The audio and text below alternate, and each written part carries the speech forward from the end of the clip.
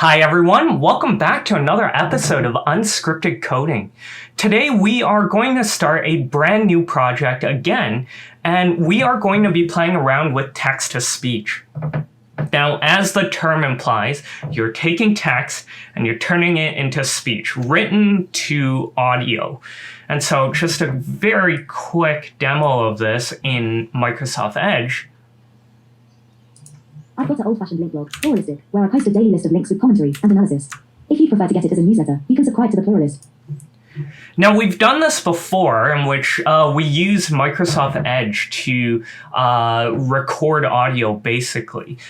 And in that video, I talked a bit about how I prefer, and I still do, think that Microsoft Edge has the best voices out of iOS, out of Android, out of other browsers.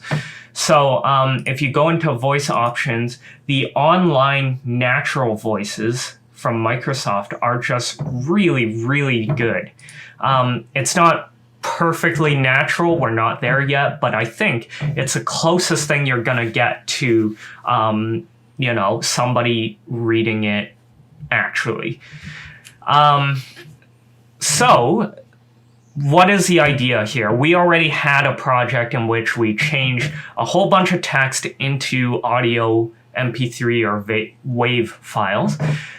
Today, we're moving on to the next step, trying to make it useful. Let me just turn down my sound here. Trying to add a different module to it. So in front of you, first of all, is Cory Doctorow's website. He is an author, and two reasons why I picked this site to run a few tests is, number one, Cory Doctorow writes really good books that raise a lot of issues that are relevant to this channel about surveillance, data privacy, all of that. So he has nonfictions and novels. It's thought-provoking. But the other reason is, and the more relevant reason, is because he allows people to use these books. It's available free. You're allowed to use them under Creative Commons licenses.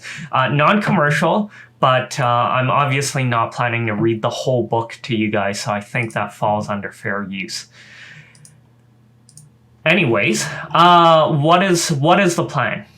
Well, the idea is if I turn a book into an MP3 and I listen to it while I jog, it's useful. I go out for a jog and sometimes I listen to an audiobook. You get through 20, 40 pages on a run. That's great for a novel. And if you're reading, say, news articles, that's really good as well. They're nice and short, pithy. But when you get to something like a nonfiction book, let's say this one, How to Destroy Surveillance Capitalism, it's long. It's long, like many books. There's a lot in there, but unfortunately, I'm not smart enough to be able to just go right from top to bottom and absorb everything. And so maybe it's not so important if I'm reading this article for fun, but if I'm reading a textbook for school, for work, whatever, that's a different story. You need to retain more than just the broad general idea. You need to know some of the esoteric facts. You need to know some of the dates. You need to know some of the section numbers, some of the names, whatever you are trying to study. And so I hope that I'm not dumber than most people, but I would think the majority of people need to be able to take notes somehow to aid their memory, whether that's writing it on a notepad, whether that's highlighting or some other tool. But if I'm taking this out for a run, I can't really take a notepad with me and jog and write at the same time. That's ridiculous. And similarly, it's not a great thing to pause in the middle of the run, grab my phone out and start typing some notes if I hear something interesting. What I want to be able to do is have it read line by line by line by line. And when it gets to here, I should be able to use some sort of voice command to say, stop, or, highlight this. And so the whole idea is it's going to slowly read to me, and then I'm going to be able to use voice commands to say highlight it. And then at the very end, I can either have it spit out all the pieces that have been highlighted, or just be able to visually see the highlights and say print it out with a printer or something along those lines. Now, I do have a confession. Because I was uncertain whether this project would actually work, would actually be feasible, I spent about, I'd say 2, maybe 3 hours so far already honing the idea. The good news is I saved a lot of time for you guys because I went down an entirely wrong path, and now I'm going through the easy way of doing this. And just to show you guys how this actually works, I have here Little Brother by Cory Doctorow. I've added jQuery programmatically, and now I'm just going to demonstrate how this works.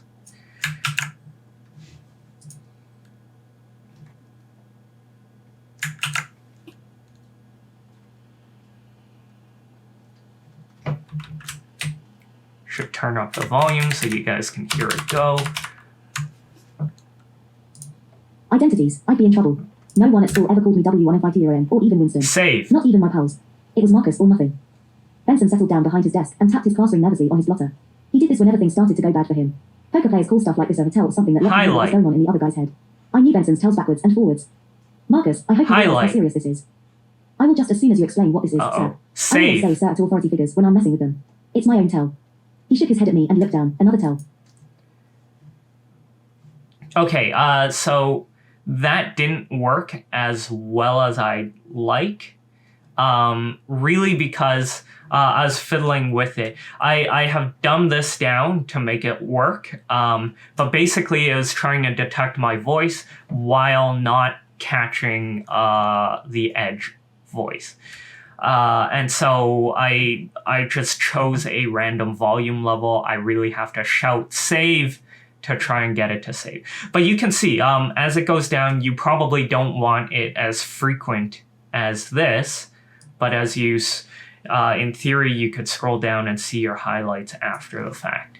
The other thing I did do is you can log all of the saves.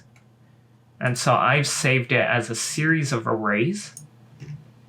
And one of the things is I am taking a couple steps back as well, because my thought process is as I'm running, I hear something, and by the time I say save, what's going to happen is I'm actually referring to one sentence or maybe 2 sentences back.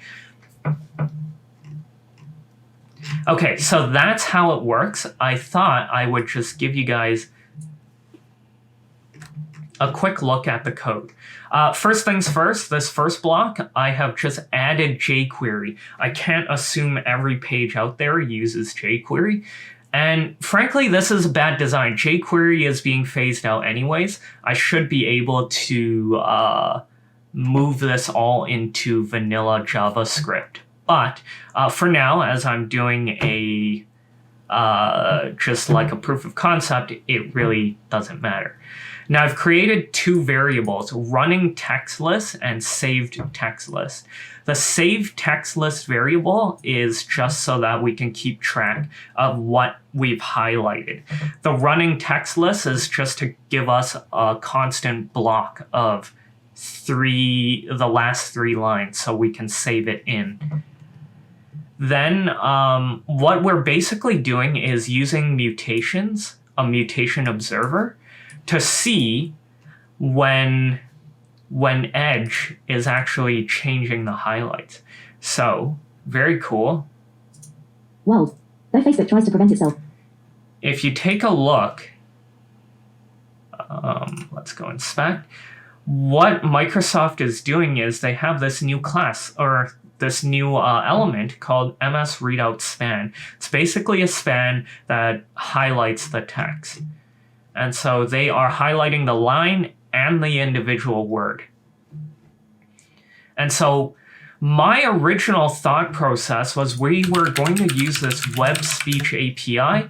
This is what Microsoft was actually using. They are using speech synthesis, and you can actually run commands to see if it's paused, if it's speaking. But I couldn't figure out where the variables were stored. But my hope was I can actually get into the speech synthesis, see what it's being told to read. But what made a lot more sense when I thought about it is let's target what they're highlighting, because they have done the parsing for me, where the item is, and so on. So that's really good. And so we are using a mutation observer. We're finding the right classes, and then we keep the running list going. Now, the next bit here is just a microphone check. We enable microphone, and then once it passes a certain threshold, voice-wise, then we just highlight it with my own Anson highlight, and then we add the current running list to the save text list. Now you'll see that I've done two other methods. The first one is super simple, key press. If I'm on a computer and I'm just clicking, I don't know, A as I go, that works perfectly fine as well. But for me, I'm thinking while I'm running, while I'm playing video games, something that occupies my hands. The other one is speech recognition. This is where it's really cool. If I say note, highlight, save, I can actually do different things. So maybe I can say blue and it would highlight it in blue. Maybe I can say highlight or bookmark, and that would do different lengths, I suppose. But the problem, what I found is that, let's see if I can find it here. What I found is that the speech recognition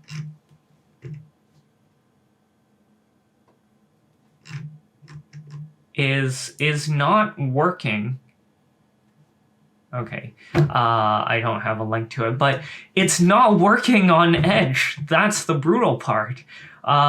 It's very poorly supported, so you can't, it doesn't pick it up. Now, the same code, if I run it on Chrome, works perfect. It'll know when I say no or highlight, but Chrome doesn't have the really good highlighting features, so kind of frustrating. Okay, so since I already have a working project, you're probably wondering, what's the plan here? Well, what I'm going to do for the next bit is figure out how I can take this and put it on a phone. You see, Microsoft Edge has the exact same reader function.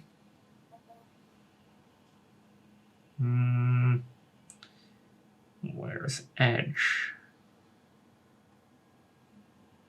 Okay, so Edge has the same reader function, not the really good voices, unfortunately.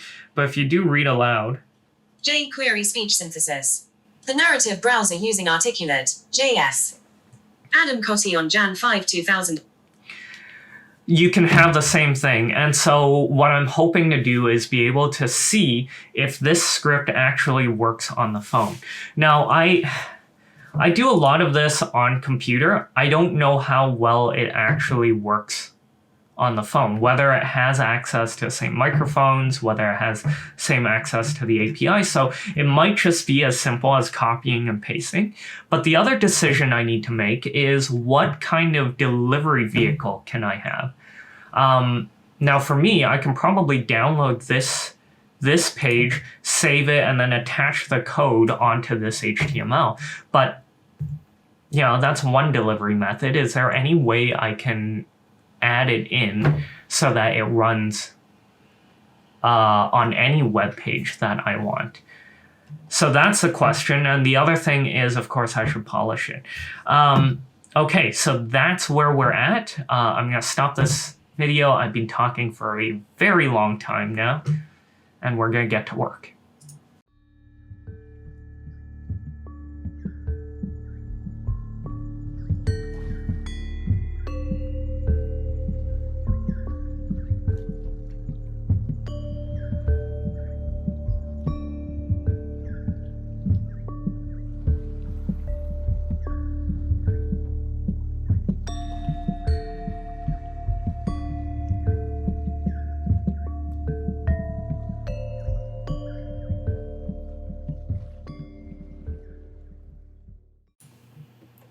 Okay, quick update. So one of the things that was really useful to know is that Microsoft has their own specific classes and tags for their highlight. And so it's called MS Readout Span. And what you saw me do was do a bunch of alerts so that I can actually see on the device a pop-up that shows you like the alert when you're on a web page with that information.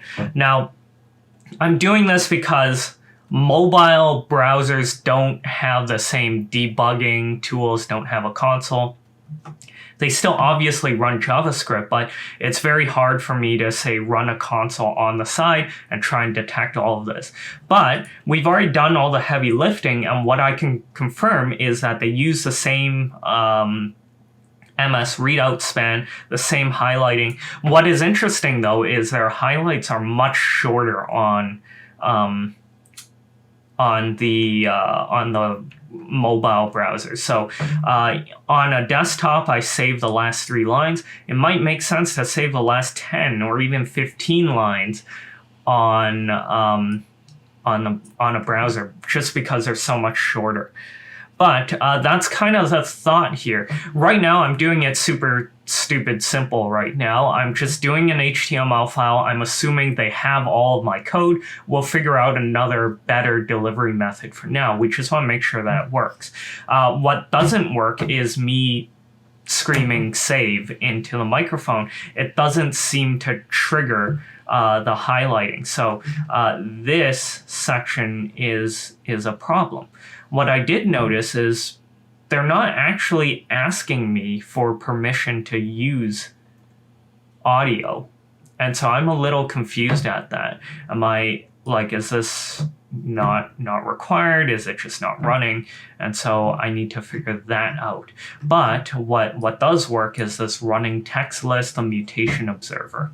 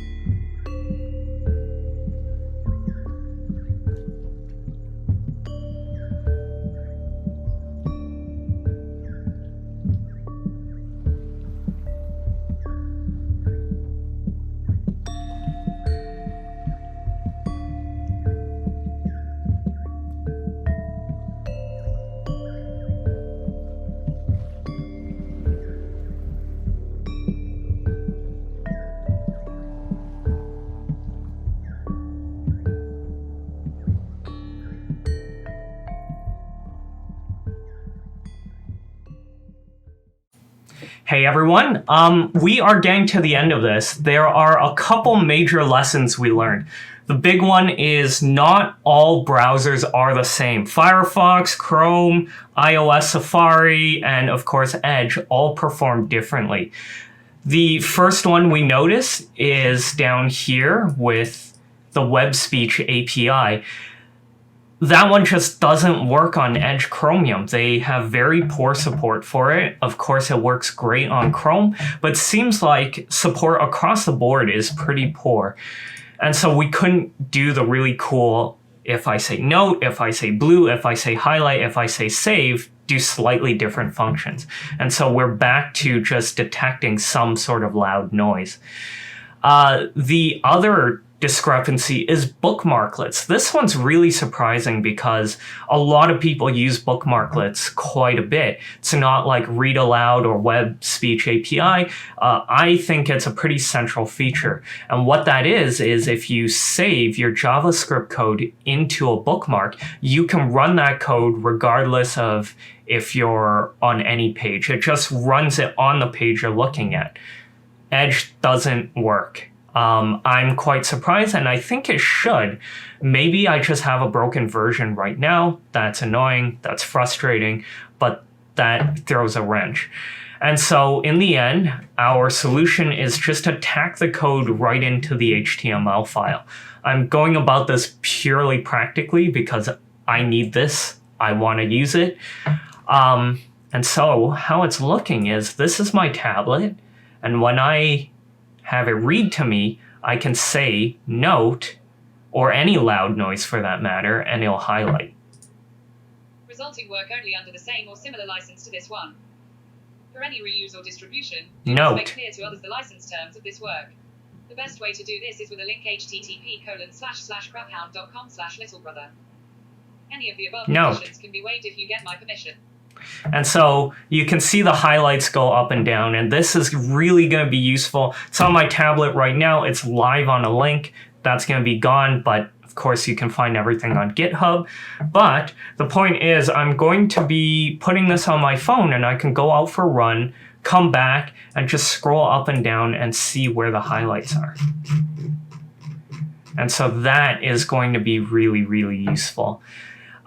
That's about it. The code is janky, it's not perfect, but it does do the trick for me, and I'm gonna be going for a run as soon as the weather turns a little better, and I'm gonna test it out. But I am really, really, really excited because I don't think very many people have done this before. And yeah, if you enjoyed this, if you found it helpful, please give me a comment. I'm happy to keep building in a certain direction. And if I find out there's different browsers that also have a read aloud function, I should definitely be looking at that. So thanks for watching. Stay tuned for another video coming up soon. Thanks.